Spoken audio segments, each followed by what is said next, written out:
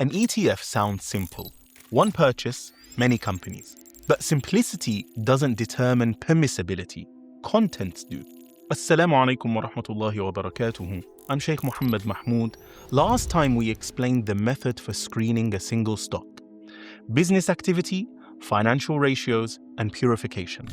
Today we apply the same lens to something many Muslims buy without thinking, ETFs. We'll unpack what ETFs really are, how to evaluate them Islamically, and how to avoid hidden non-compliance.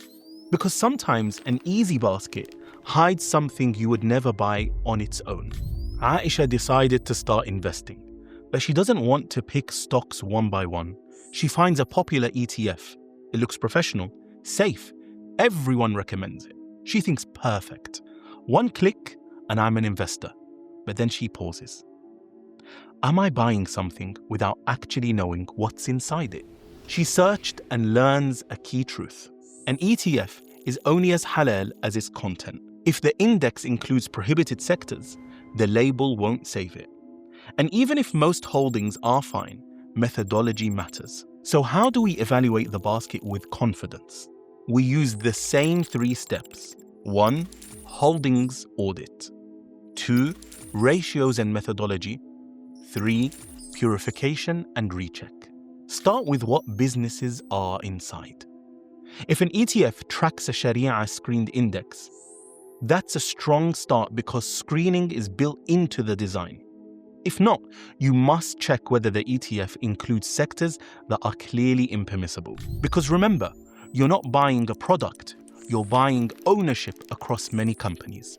But even if holdings look acceptable, does that mean you're okay? Here's what many people miss. The ETF might include companies with different debt and cash structures. Even in screened indices, the methodology matters. How do they apply financial ratio thresholds? How often are they reviewed?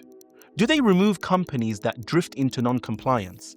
Because ETFs rebalance, markets move, companies change. So your screening cannot be once in a lifetime. Someone asks, so Sheikh, do I have to be a finance expert?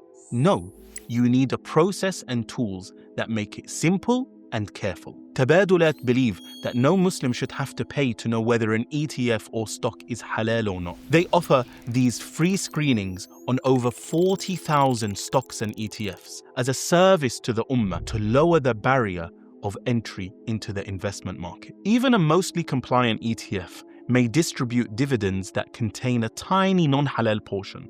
That portion is not to be enjoyed, it's purified by donating it away. And then the final step, recheck, because the basket changes. And what was compliant last year can drift this year. So integrity means staying awake, not just starting strong. Convenience is fine so long as integrity leads. ETFs can open doors to diversification, lower costs, and broaden exposure when they're built on permissible foundations and reviewed with care. But never outsource your principles to a product name. A believer doesn't just ask, is it popular? A believer asks, is it lawful in the sight of Allah? Don't buy the label, buy with knowledge.